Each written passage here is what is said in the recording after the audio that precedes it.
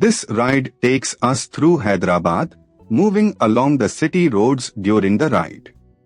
The mood here is calm and focused, with the sound of the engine carrying us through the changing rhythm of the streets.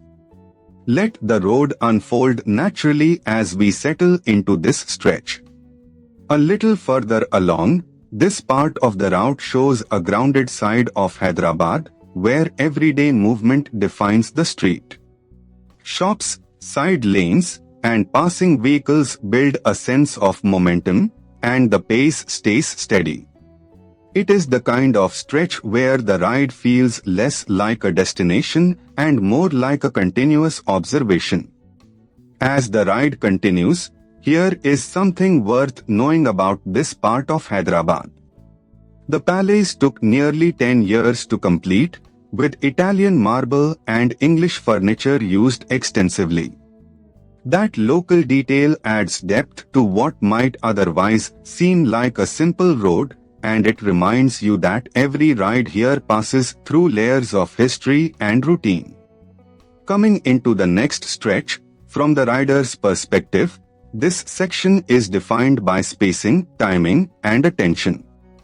Traffic flows in its usual unpredictable pattern, so every opening on the road matters. The experience becomes less about speed and more about reading the street early, staying smooth, and keeping the ride controlled. Further down the route, as the route continues, the presence of history Chomhalla gives this stretch a stronger sense of place. Landmarks like this help anchor the ride, because they turn a moving sequence of roads into something memorable.